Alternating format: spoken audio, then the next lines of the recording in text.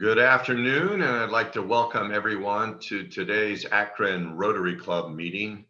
Today is Tuesday, July the 13th, and so I want to officially open our meeting. So welcome everyone, and I'd like to, at this time, I'd like to call Cindy Kane, if she would come and do our invocation. For some reason, Cindy is not there all of a sudden.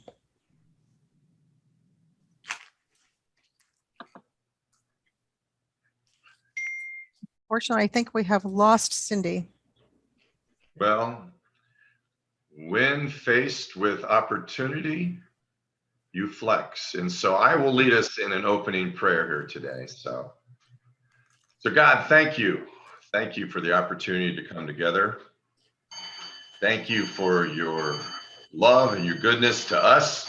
Thank you for your love for Akron. Thank you for our guest speaker today and for the LeBron James Family Foundation, Lord. And we just give you this meeting. We give you every aspect of it and continue to lead us for your name's sake. And we pray this in your name. Amen.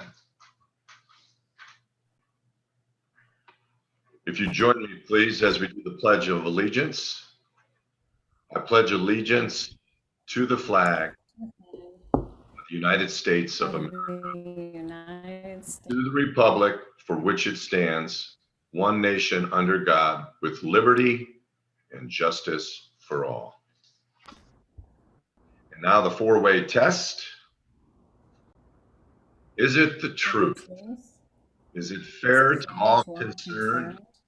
Will it build goodwill and better friendships? Will it be beneficial to all concerned? Well, I want to thank everyone for joining us, and Miss Cindy, because we missed you, I actually did the invocation. And so, but we're glad to have you. And I wanted to make a few comments. You're going to find out today that we're interjecting some new components into our weekly meetings. And shortly,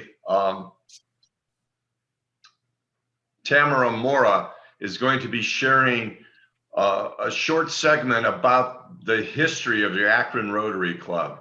And last week I shared about our story, how our club has been in existence for 107 years.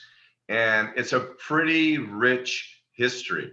And being able to know parts of it and recognizing that we're all part of a much bigger story, we're going to be sharing every week about a 90-second segment so we can really enjoy what the journey has been.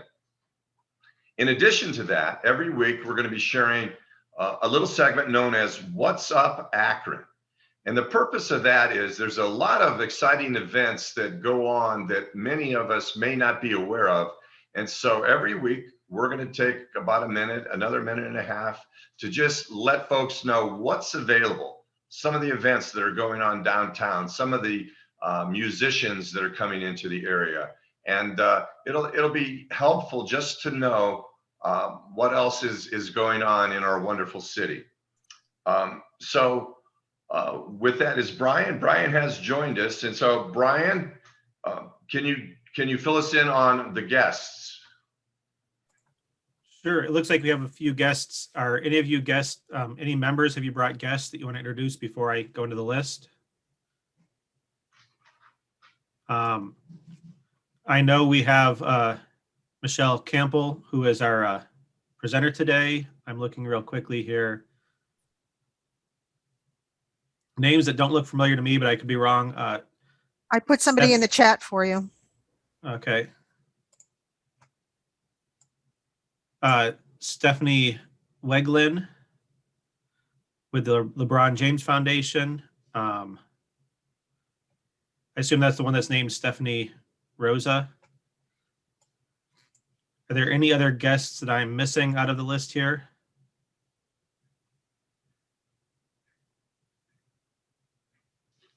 All right, it looks like our two guests are from the LeBron James Foundation, so welcome. Well, welcome. And that's what I've got for now. Thank you, Brian. And yes, welcome to Stephanie. Welcome to Michele. And we'll be hearing from Michele here in a few minutes and looking very much forward to that. Do we have any Rotary Ambassadors?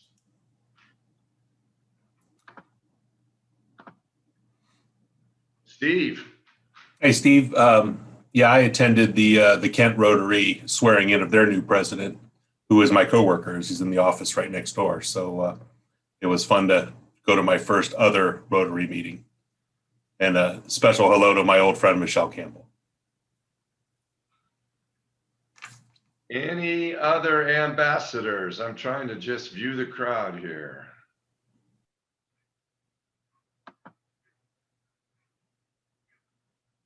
Okay.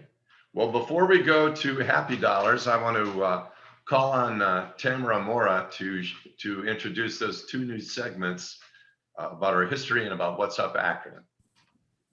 Thanks, Steve. I also have to thank Jack Herrig for helping out with the history of Rotary Club and for Laura Smiley for helping out with What's Up Akron. So I'm just delivering the messages. I didn't create them. But in 1914, our Rotary International president was Frank L. Mulholland out of Toledo, Ohio. During his presidency, there was an outbreak of war, World War I in Europe, and that slowed the expansion of Rotary in that region. But we had 8 clubs in Great Britain and Ireland supporting relief efforts, including housing Belgian refugees. That's also the year that the Rotary flag was adopted. And at that time, worldwide, there was 123 clubs. That year is when the Rotary Club of Akron became the 107th Rotary Club, with 31 charter members meeting at the Portage Hotel. Our very own Thane Billow, his great-grandfather, was one of those 31 members. So he's a founding father, as the website places it. And fun fact for that week, well, actually July 11th of 1914, the same year as all of that, Babe Ruth made his major league debut at Fenway Park as a starting pitcher. And he pitched seven innings for the win, but was 0 for 2 at the plate and struck out against Cleveland's lefty Willie Mitchell in his first major league at bat. So that is our little segment for the Rotary Club history. And then for What's Up Akron, I think, Cheryl, you have a slide for it, but this Thursday is Elevate Akron's Outdoor Yoga Festival at Lock 3. That's at 5. Tickets are, I think, $20 to $30. You can sign up on their website. I personally have been to this, and if it's not super hot out, it's really fun. Lots of food, lots of drinks, which is a little counterintuitive to working out, but either way. Also on Thursday, the Akron Art Museum has Downtown at Dusk. There are free Curtis Taylor Quartet in the Bud and Susie Rogers Garden. On Saturday, July 17th, there is the Kent Blues Festival, also free at 1 p.m. to midnight. There's 23 venues in Kent participating. And Sunday, August 22nd, we still have 20 tickets to Romantic Brahms at Blossom Music Center, which is from 7 to 10. So you can contact Steve Bowie if you would like tickets. And that's all for me today, folks. Thank you, Tamara. Regarding the evening, August 22nd, I want to thank Laura Smiley from the Summit and from her radio station, and that those tickets have been donated. And I don't know if you're aware, but the season did open back at Blossom Music Center for the July 4th weekend. And my wife and I were out there with a number of friends and had a fabulous evening. And so to have these tickets available, I think it's a wonderful way in which, if we wanted to, gang, that we could gather, we could get ourselves a section of the lawn there, get there early enough, and just have a fun time fellowshipping, listening to the music, and enjoying it. So Laura, thank you so much. Now I'd like to see if anybody is happy, but I'm going to turn this segment over to our own Miss Katie Miller. Always the happiest Rotarian in the room most of the time. But So thanks, Steve. I want to do 23 happy dollars in honor of a certain basketball player from our Northeast Ohio region who is the impetus of the LeBron James Family Foundation. And a special thank you to Dr. Michele Campbell for her taking the time to write a letter to the governor of the state of Ohio, recommending that my husband be appointed to the state school board, of which he is. And that is why I'm in Columbus right now, because he is attending 2 days of meetings, talking about all things boring to me, but fascinating to him. And I just wanted to say thank you. And we would look really forward to hearing what you have to say.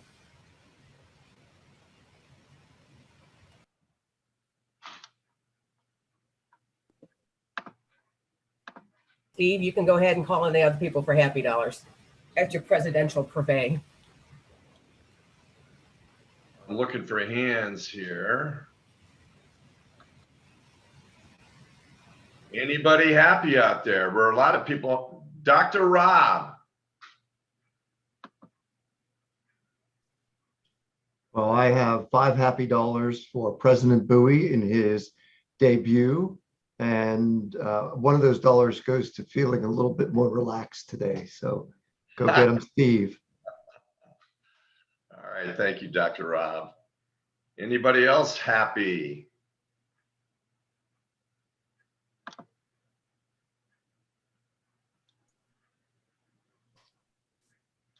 Doug, Dr. Doug. All right, I'll throw in 10 happy dollars. 5 of it is because I just had a meeting with Chandra Gajmer, one of our Interact alumni, doing some school stuff here and talking a little bit of Rotaract with him. So that's $5. Another $5 for another younger than I member, Mario, who got married on Saturday, and we were there to keep an eye on that and make sure that it actually happened. Thank you. Thank you. Anyone else happy today?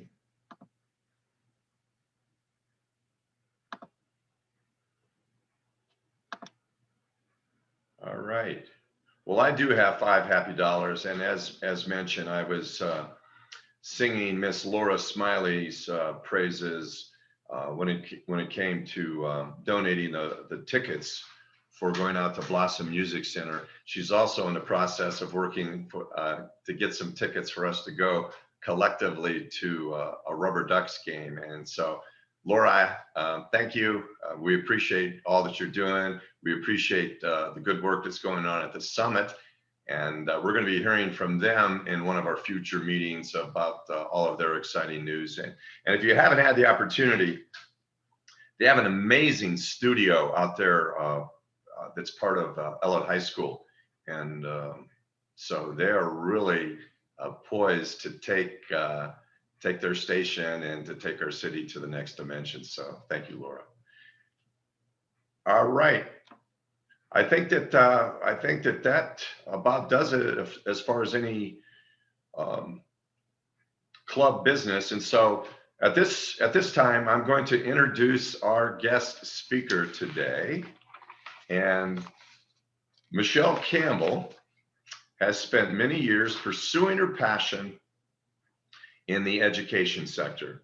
She's an Akron native, and she attained her education from Ohio institutions, including a bachelor's degree in business management from Ashland University, a master's degree from Kent State's Higher Education Administration, and a doctorate from the University of Akron as a Doctor of Education. Wow, that's a lot of schooling. As the executive director of the LeBron James Family Foundation, Michele is able to implement her decades of experience in higher education in thoughtful, research-based initiatives that connect with the inner city students and families that need it the most. Through the foundation, which aims to positively affect the lives of children and young adults through educational initiatives, Michele brings LeBron's vision to create positive and lasting change in his hometown to life through daily and long-term interventions rooted in this research and driven by passion. Under Michele's direction, In 2011, the LeBron James Family Foundation began working on the high school dropout crisis facing the Akron community and launched its core I Promise program in partnership with Akron Public Schools. This deep-rooted initiative targets the district's lowest performing students and provides them with the programs, support, and mentors they need for success in school, following them all the way through graduation. Michele's guidance has helped grow this thoughtful, research-based, and powerful program to more than 1,500 students that has culminated in the opening of the I Promise School, a groundbreaking public school that takes an innovative approach to educating the whole child and their entire family. The I Promise Village that serves as transitional housing for students struggling with homelessness, the upcoming I Promise housing, which will be 50 units of affordable housing, and House 330, an innovative center focused on providing job training, financial health, and family programming for the entire community. In addition to sharing with us about the students and families they serve, she'll also share about the LeBron James Family Foundation's impact on the community and how it's grown over the last 10 years from opening the school to expanding into transitional housing, the I Promise Village by Graduate Hotels, and long-term housing with I Promise Housing, and culminating in the innovative House 330, which will see the historic Tangier restaurant turned into a community space, providing job training, financial health, and gathering space for our I Promise families in the entire community. And with that very thorough resume, it's my pleasure to introduce Michele Campbell, but I have one other comment I want to make prior to handing it over to you, Michele. And that's I have a small business in town, Learning RX, and I formulated a 501c3 known as Success for Our Kids. And we've been working with a pilot program with 10 of your students in bringing them up to date with their reading program. And what I wanted to say is that in getting to know your staff and the leadership of Keith and Cole over there and Brandy, the thing that has impressed me the most about what happens at I Promise is that you folks have been able to literally create a soup to nuts environment that is steeped in love. And we could talk about all these wonderful things that have been listed here, and they are wonderful. But I think what really makes the foundation work and makes the I Promise School work is how you've been able to gather everybody, and with the motivation and with the initiative of love, really make a lasting impact with our inner city children. And so it's my pleasure to welcome you here today to share with our club. And I know that you had, your secretary had reached out and said that you welcome the opportunity to answer some questions as we get going. But I would very much love for you to share a little bit about your history and how you came into this position, and tell us a little bit more about yourself. So thank you, and we welcome you here today, Michele. Thank you, Steve. I love to talk about the foundation. They've talked to me about time, so anyone can just raise your hand and say, hey, you're talking too much, because I could keep you here all day and talk about our work. I love the work that we're doing. But thank you for that kind introduction. And you mentioned I have a lot of education, and I wish, you know, everything that I learned, I was using all of that. It's really what you said. The work that we do is rooted in love. It's not rocket scientists. It's just looking at things differently and taking people where they are. And that's our biggest asset. So I really appreciate that you recognize that in the team that you've had the opportunity to work with. That means a lot to me. But let me talk about why I'm even here, how I got to the LeBron James Family Foundation. I always say I was in the right place at the right time. I was working at the University of Akron at the time, and this was, I don't know, 17 years ago. And I thought I would, end my career at the University of Akron and retire from there. I loved what I did there. My last post there was the assistant dean for student life.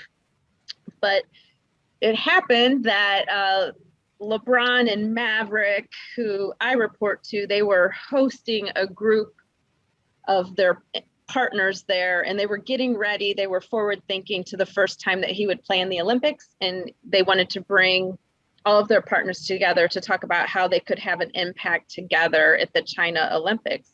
And at that time, I was in that post of assistant dean, and one of the areas under my purview was the student union. And after a couple of days of their conference, I worked with the person that they had hired to put on that conference. And they're like, hey, this group, they're getting ready to start their own business and they need someone like you. What do you think? And at that point in time, there was a lot going on with my associate director was getting a promotion and leaving. And I'm like, oh, this is probably a good opportunity for me because I, much like all of you, I love Akron. I never want to leave here. This is home, but I felt like this was an opportunity to, that I might regret if I didn't take this risk. Fast forward 6 months later, I left the University of Akron that I love so very much and started working on the business side of our house, which is called LRMR Ventures. And I started working to help get that company up and ready. And we were, at the time, our office was in Cleveland, and LeBron played for the Cleveland Cavaliers way back then. And then fast forward, in 2009, I think, is when the economy took a huge hit. And at that time, I wasn't even working with the foundation. And the foundation was in Akron. We were in Cleveland, and the economy was taking a huge hit, and they were working to figure out how we could get more dollars back into the community. And so they didn't have any staff then. And then they were like, hey, we're going to give you other duties as assigned and take on this role of executive director of the foundation. So I still work on the business side of the house. I serve a dual purpose and volunteer as the executive director of our foundation. And it is the most life-changing, hard, but rewarding work that I have the privilege to do. That's what brought me here. I was actually born in Montana. I only lived there for a year, but I've lived in Akron the rest of my life. I am just thrilled about being a member of this community and really being in a position to carry out LeBron's vision and his goals for students and families growing up in Akron, just like him. And that's what I get to do, working with a very small but mighty team and a whole bunch of partners that believe in our work here in Akron.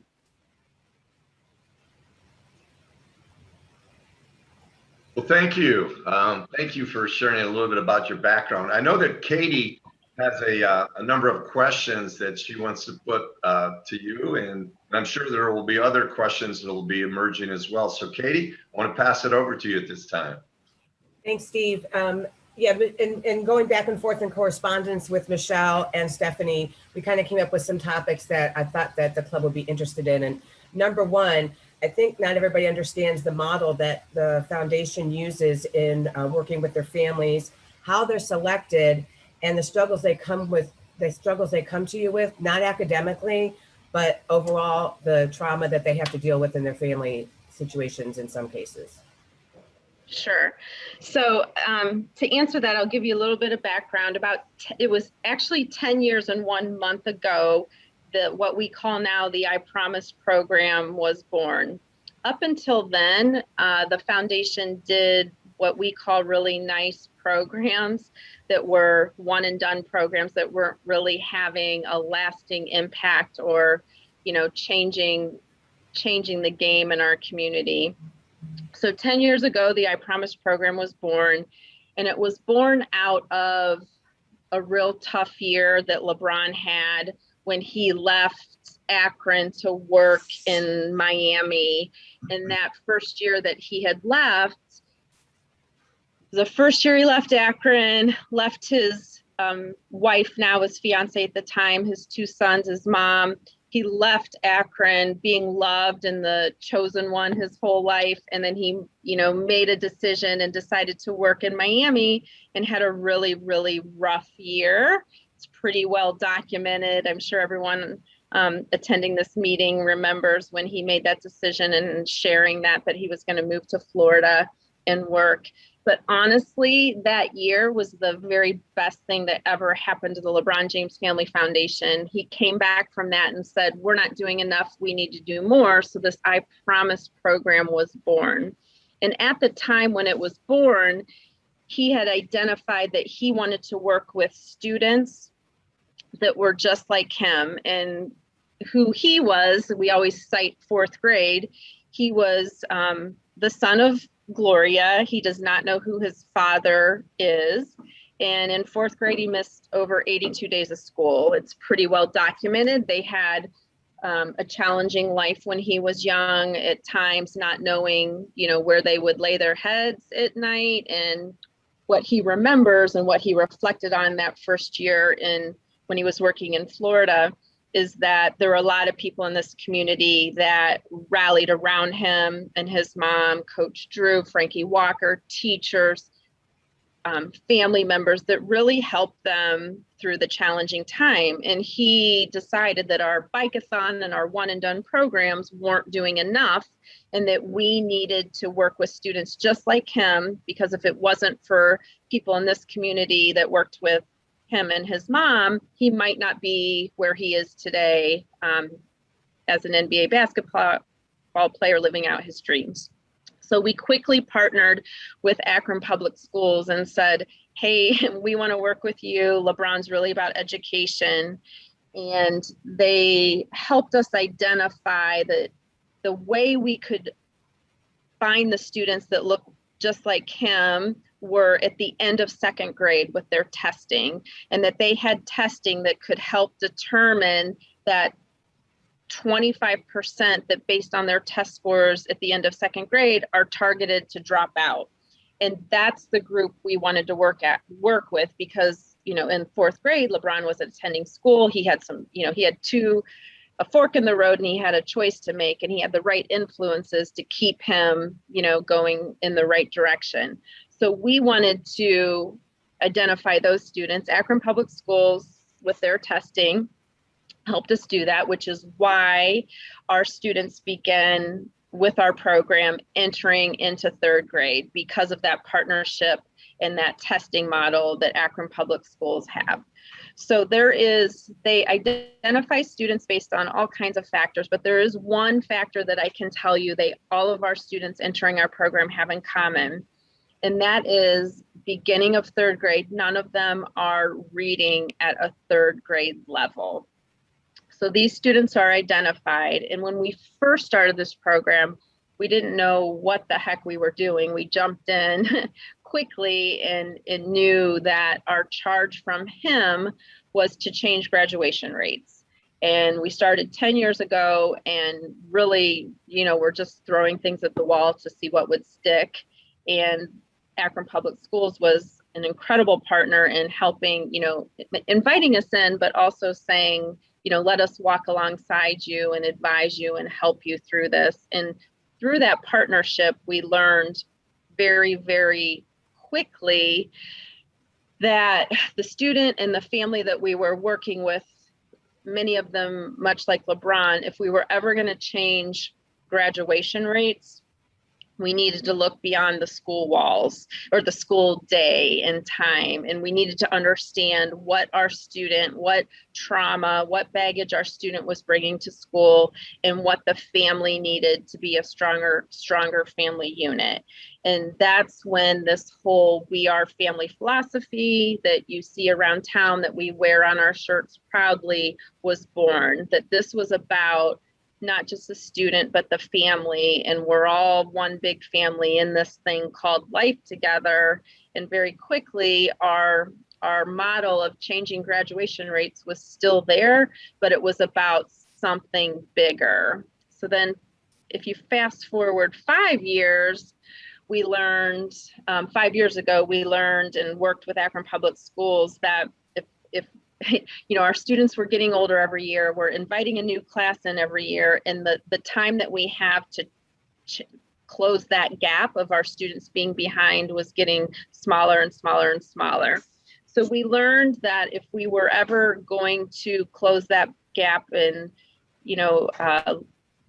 meet LeBron's expectation, that we should house everyone under one roof, which is now known as the I Promise School, and talk about what is this We Are Family philosophy that with everybody that works there, not only the teachers, not just the administrators, but the custodians, the tutors, the individuals that work in the lunchroom, bus drivers, and really wrap around students with this whole We Are Family philosophy, and this, honestly, just this no judgment love that we give at the I Promise School, so we can help students live and deal and understand how to move through the trauma that they're living in their life. So yeah, Akron Public Schools allowed us to be called a specialty school, much like STEM, Akron Early College. We were given the approval to be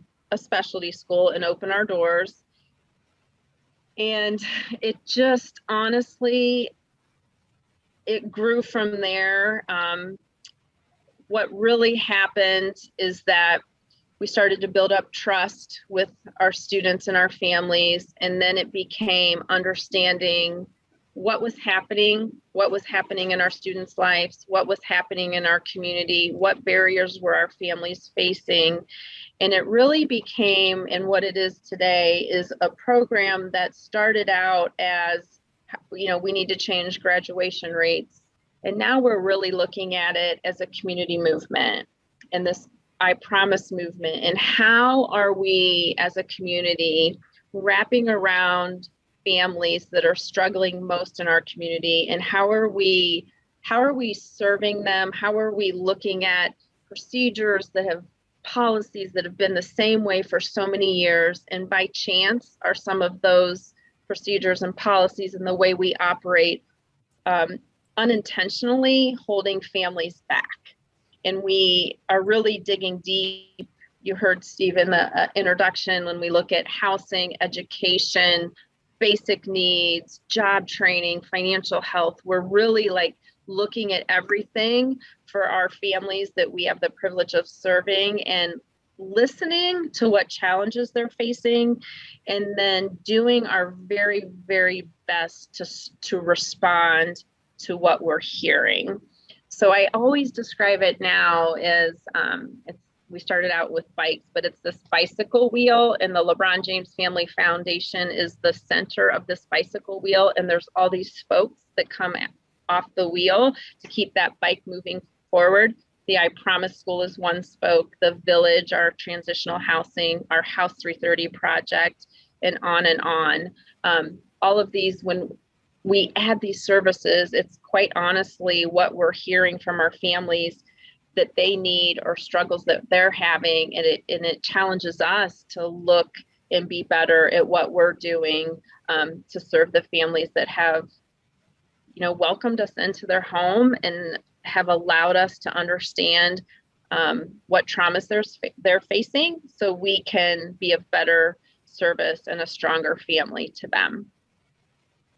It's amazing. It brings tears to my eyes a little bit when I hear about it. I feel very passionately about it. I was really moved to reach out to you after during COVID, when I read an article in the Beacon about how your teachers and staff were going out to the homes of the children and recognizing why they were where they were. A particular mention was the teacher that went into the home and saw the obituaries on the mantle, and realizing that due to COVID and the gun violence in the neighborhoods, that they needed to switch gears and meet these students where they needed them. So sort of curious, that was just one incident, but so really, how was the educational model impacted during COVID, and now how's it going that the corner's been turned?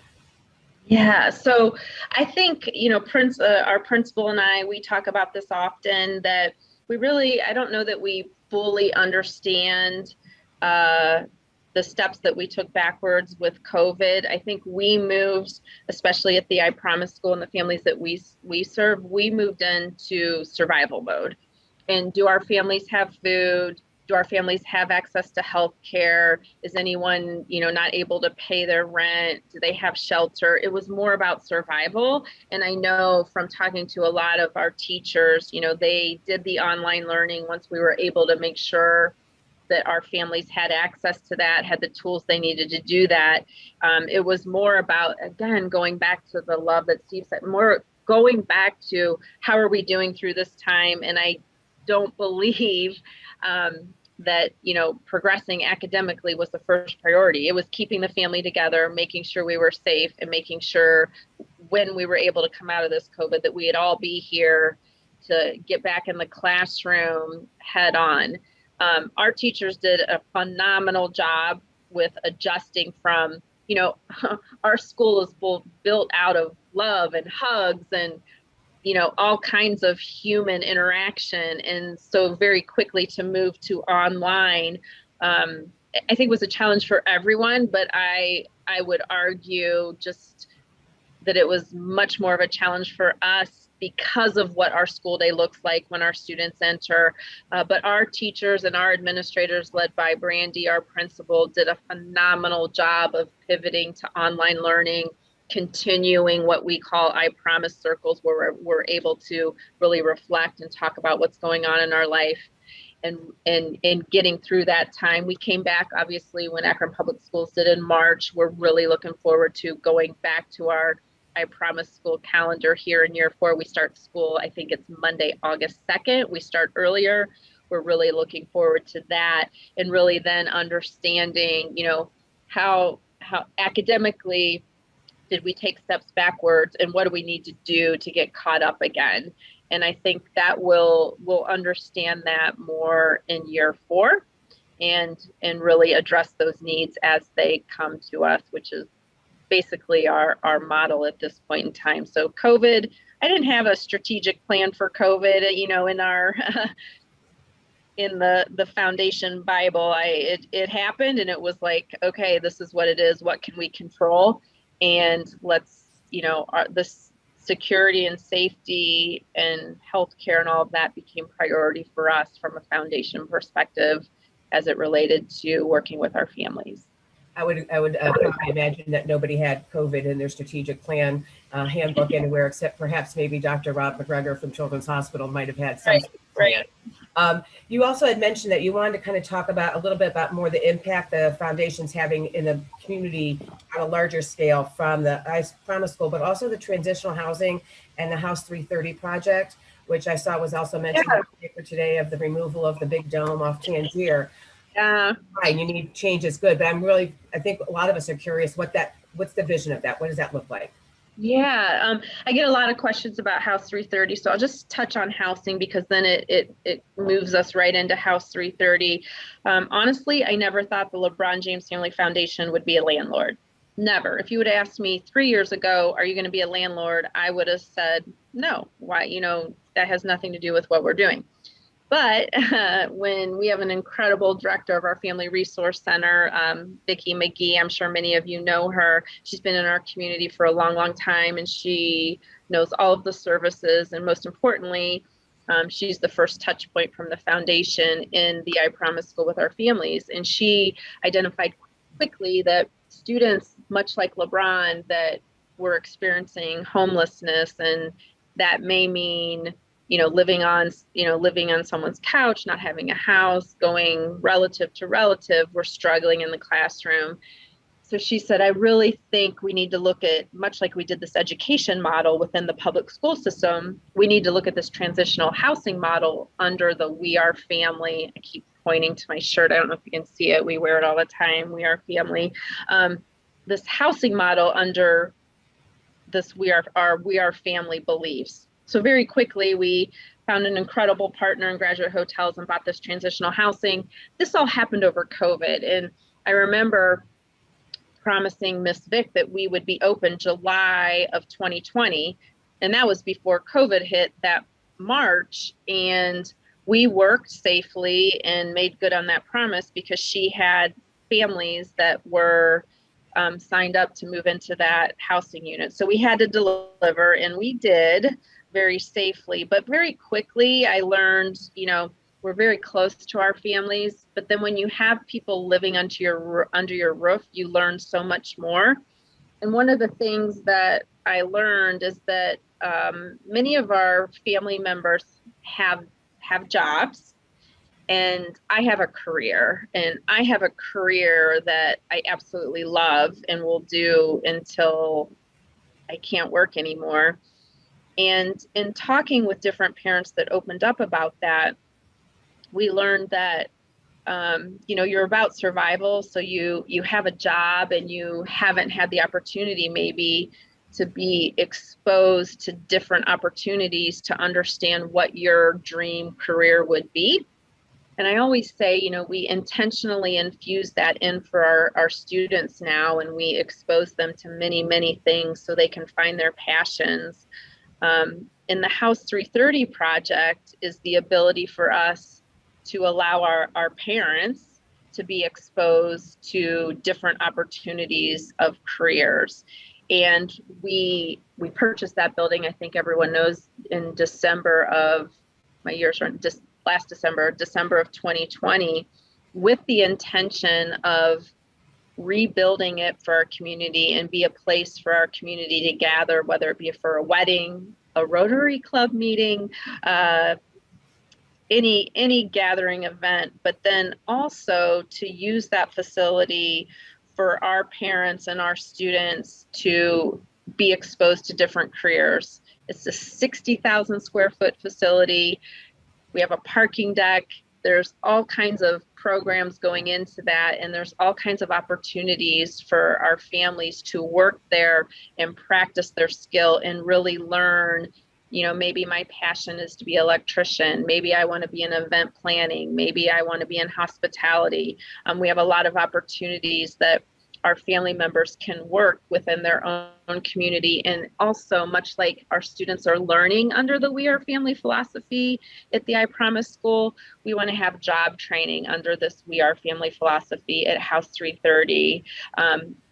Which will look, it's a little bit, it's much like Steve said, it's approaching it with love and understanding that some of our family members at any point in time are living in trauma. And when you're living in trauma, sitting at a desk and scoring an A on a test is challenging because you're worried about survival. And it's the same thing with the job model. So this whole We Are Family philosophy and the job training spectrum will take that into consideration and work with our families and everybody that engages with us there where they are, with the hopes that we offer something incredible to our community, a nice gathering space, an event space, but also knowing that it's a pretty special job training place for members that are proud to call Akron home. That sounds slightly amazing. There's a couple of questions here. Dr. Rob McGregor wants to know, what are you anticipating as some additional needs for your children with respect to PTSD post-COVID? Yeah, so we anticipate, I don't know if this children, I would say families, we've been having like a lot of dialogues about just mental health and what do those supports look like for our students, for our family members, for the staff, for our teachers, and what do we need to do to be proactive and help with that. So that's been a heavy conversation, meetings. We've been looking at things with that from a foundation perspective. So that's something definitely on our forefront as it relates to coming post-COVID. Another question is, how will job training fit into the career academies with the Akron Public Schools? Is that something that's going to be melded together? It sounds like it's almost its own academy. Yeah, no, I think everything we do, we try to partner and see how we can synergize with one of our main partners, which is Akron Public Schools. So when it comes to the students, I think Rachel Tecca leads that program, and we will definitely want to work with her and understand is there areas that we can support. but then also our family members, obviously our parents, our guardians that aren't a student in Akron Public School, that facility will offer that to them in an effort to help the entire family. Is there any consideration for dropping down and picking up kindergarten along with first and second grade? That's a great question, and we get that often. And right now, the answer to that is we have talked about it, but the reason that we are not approaching that right now is there's a couple things. So we have learned what we need to be and what our limitations are to be successful, and really following that so we don't, I feel like we do a lot, but we understand what our limitations are when we're taking too much and then not being able to be successful. So that is on our minds. The second piece of that is that we've made a commitment to the University of Akron and Kent State University that our students have the opportunity for a scholarship from both of our neighboring institutions. And with that partnership, what we guarantee them is that the student they are offering a scholarship to in the I Promise program is that student that has been identified being the lowest 25%. In our partnership with Akron Public School, I would not be able to make good on that promise if we started our program in kindergarten right now, because of the way we do the testing in Akron Public Schools, and that is our predictor. So in order to make good on the promise to both Kent State University and the University of Akron, we are, at least right now, and I don't know if this will change, everything changes in our world, but right now and for the foreseeable future, we will continue to work with students that are entering third grade that are identified at their end of second grade based on the testing that we have in Akron Public Schools, which allows me to stay true to the promise to the University of Akron and Kent State. Well, I mean, if you're making promise and it's in everything you stand for, I can see how that would be something you'd really have to make sure that you're staying true to. Right. Michelle Wilson from Global Ties Akron has a lovely compliment in the chat about can vouch for the heroic efforts of the teachers and coaches during COVID-19 as we worked with them on a 6th grade project called Global Threads online magazine, focused on featuring our culture or heritage of our refugee communities with the 6th graders and 4th graders on empathy, random acts of kindness project. Can you talk a little bit about that?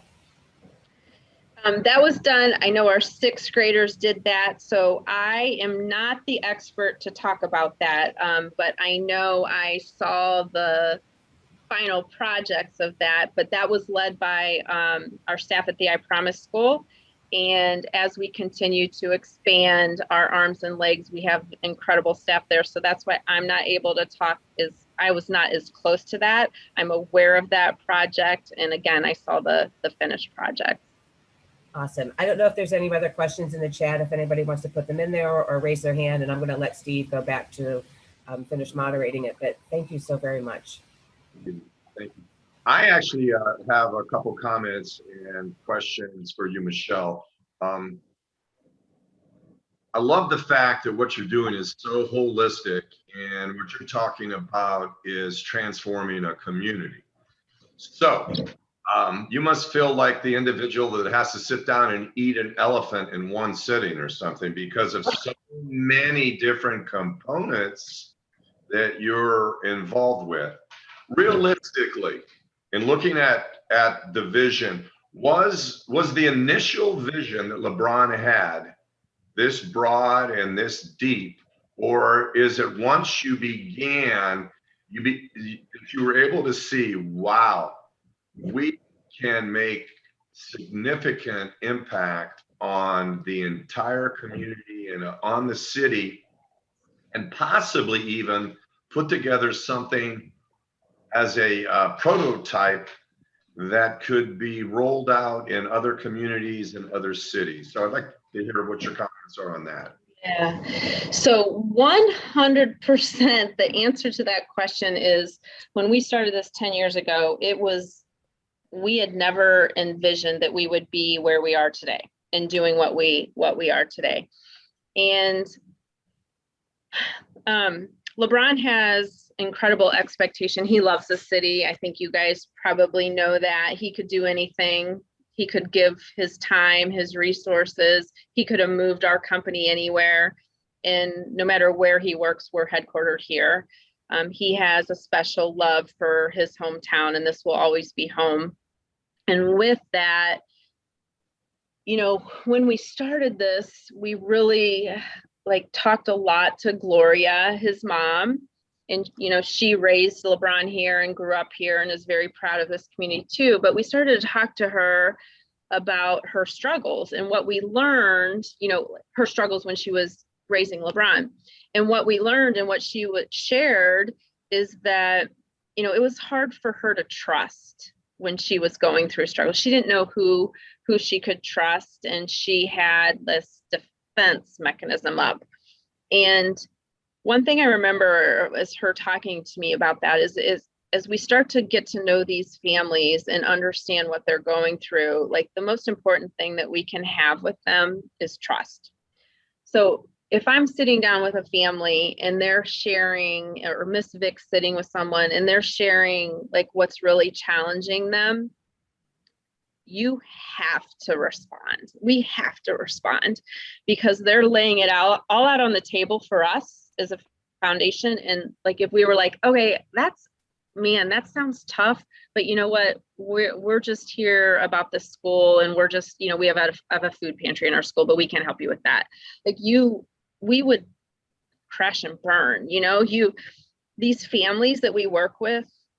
I mean, it's about living beyond yourself. Everyone that I work with here at the foundation, all of our staff, it's hard work, but it's been built on something so much bigger than us, and just responding and understanding. And again, 10 years ago, we would have never thought we would be where we were today.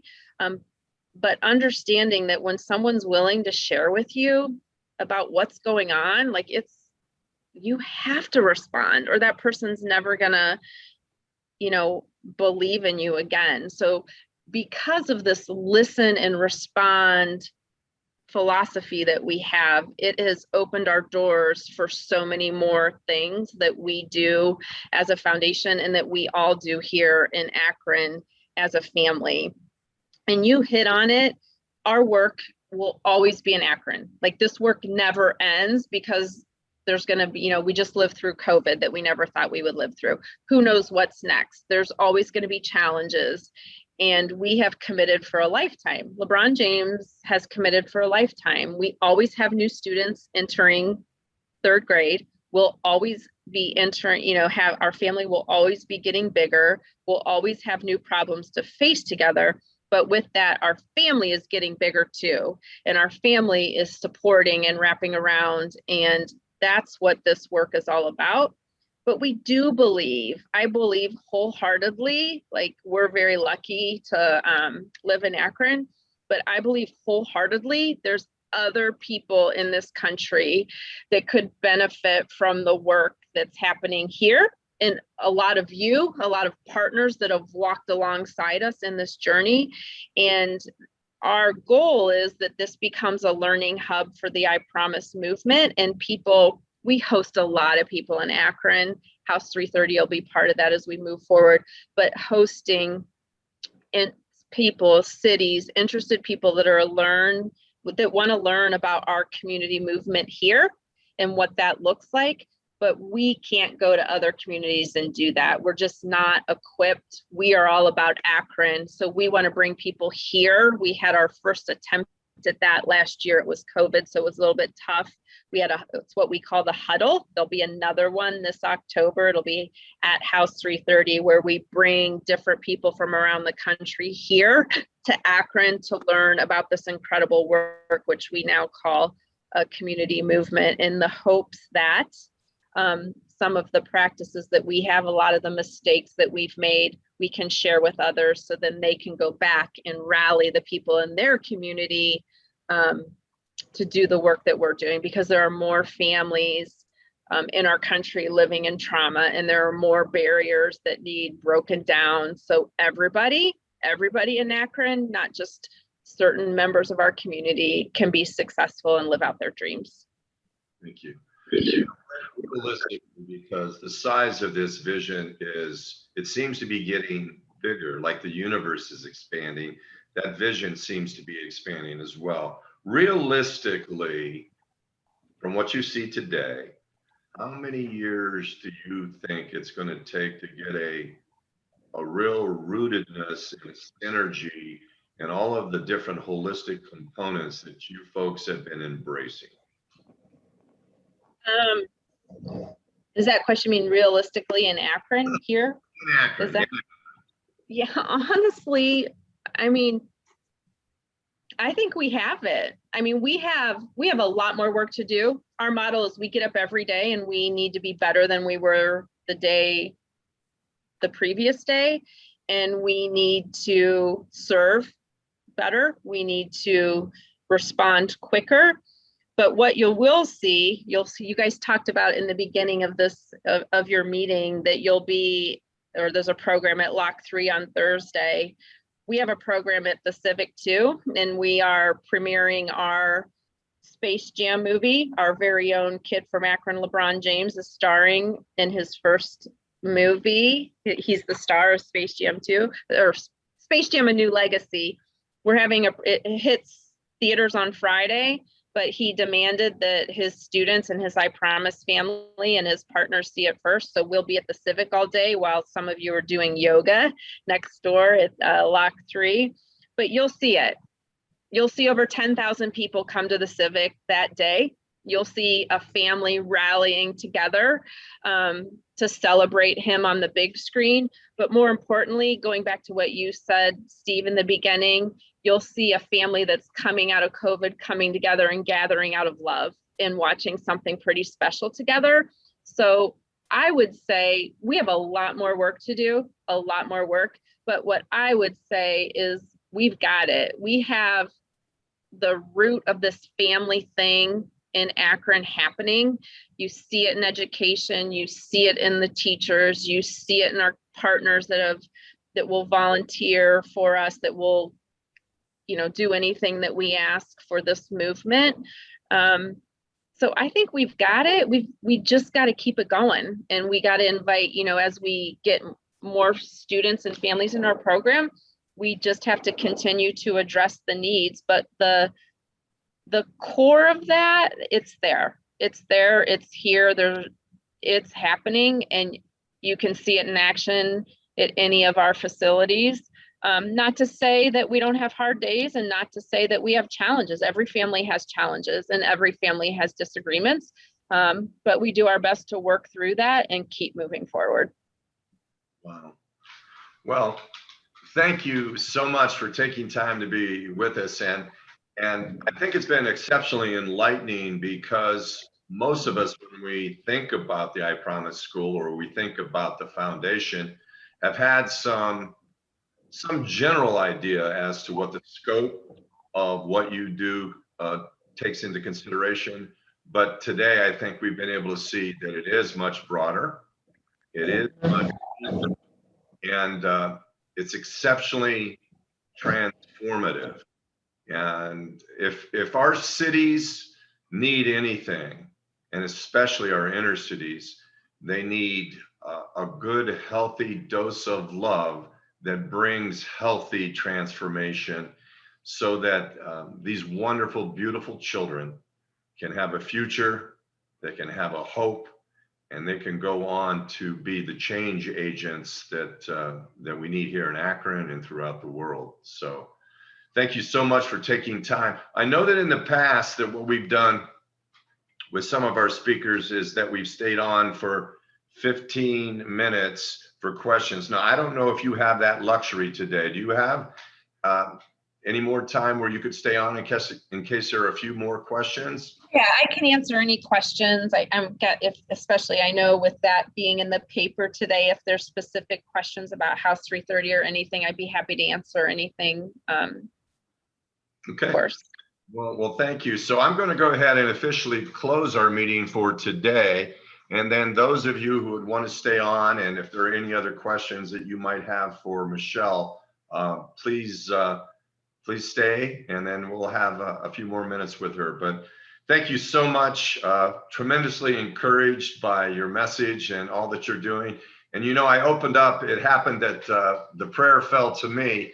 And I started I did pray for you as you shared today, but here's what I would say, that we would continue in praying for you with all that's on your plate, because you've got a lot to manage. You've got a lot to provide leadership for.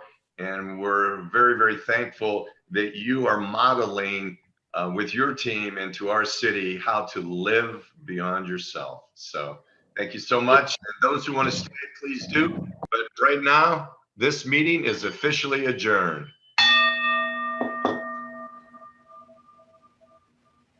Thanks so much, Michelle. It was really great. I didn't get a chance to talk about it, but we actually were privileged enough to go to the drive-in the past summer to see that movie. Is it Quibi? I can't remember what it was called, but Oh, Our Promise. Yes. that I literally was a big blubbering mess watching that. And our daughters are with us, and Tim, we all had tears in our eyes to actually see the student struggle.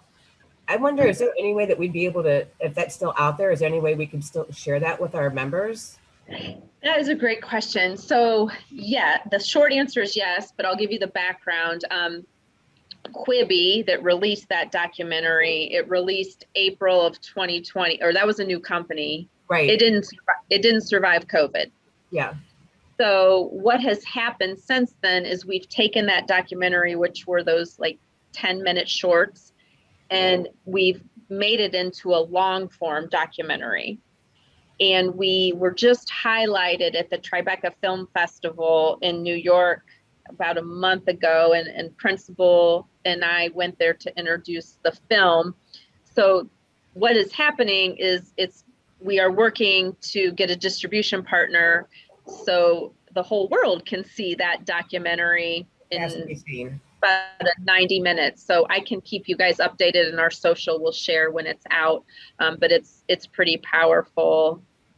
And what we want to use that for is to share like with other communities, to motivate them that if you just make some changes, you can help your most struggling students. Like that's one of our ways we can reach other communities. So thank you for asking about that. And I felt like I was close enough to it that I knew a lot about it from my connection. And I was still like shocked. I just was shocked to see the actual teachers sitting in the circles with the students and seeing what the students were saying about what happened to them that day or the day before. And it was just astounding. So thank you. Thank you. And that series also did an excellent job of allowing you to enter in and to experience through them some of the trauma that those kids and their families are facing down, and to see the approaches that your staff and your teachers are using with the kids, quite encouraging. Yes. And the families that were like brave enough, with their trauma to let us be a part of that from a film perspective. Like they get it. They understand that there's something bigger here. We can help others. And at times that's very, you're very vulnerable. So it's just incredible. Like this whole mentality of how can we do it better? How can we help others? And how can ourselves be, getting out of this trauma that we're living on to live a better life. It just keeps going and going and going. It really does.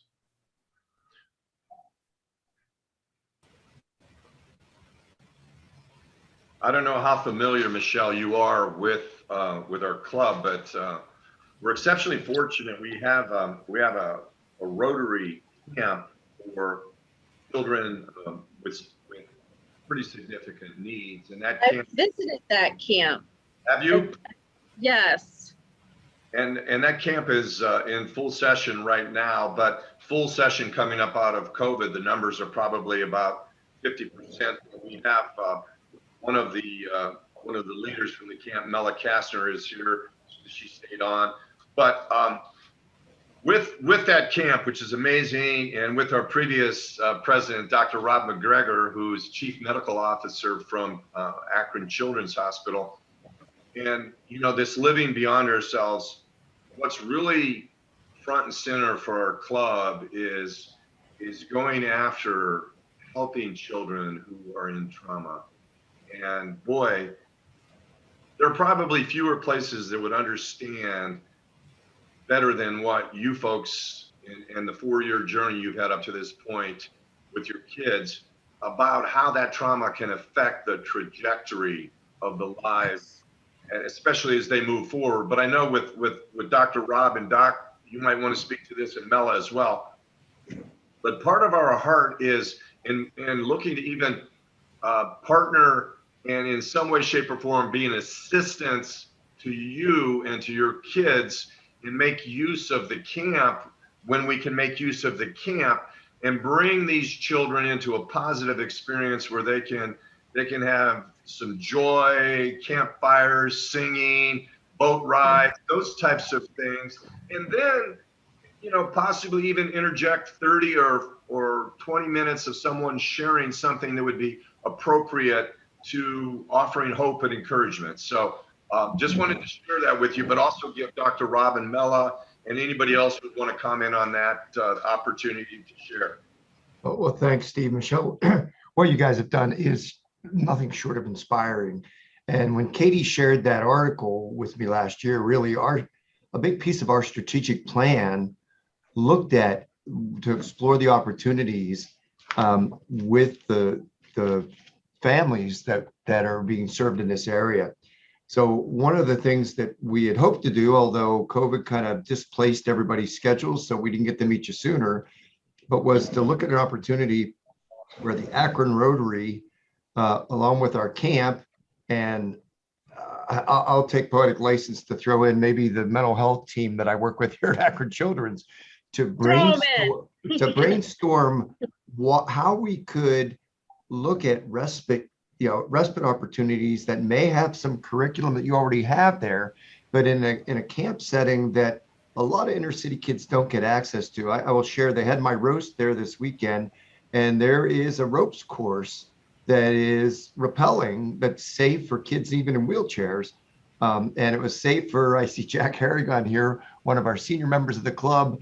I challenged him and he went down this rappel line and landed beautifully. So again, I think just exploring how that might complement, if at all, ways to offer that. I know that when I met with Mela and Dan Reynolds, who runs our camp, we talked about, is there a way for us to expand the camp and use it better and differently? And then when Katie brought that article in, I thought, oh boy, this might be a way for us to do it. So again, I throw it out there. I'm not presumptuous enough to know what I don't know, but I think we do have a lot of really excited people in the club, and this would be a wonderful way for us to figure out a way to serve you. And it has the backing from our Rotary Foundation as well. The Rotary Club of Akron has its own foundation, and this support is in full support of any measures that would align those things together.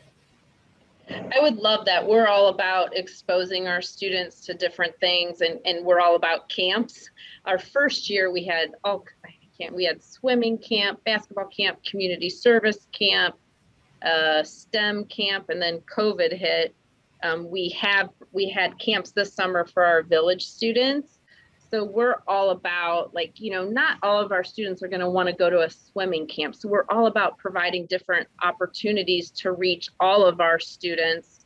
So we find that right place for them. So whoever I need to talk to, Katie, I can get with you and you can tell me like how we can talk behind the scenes, but that would be awesome. Yeah, Katie will pull us together. We already have some people lined up that are hoping to do that. And I'll reach out to my chief of psychiatry after I get off this call.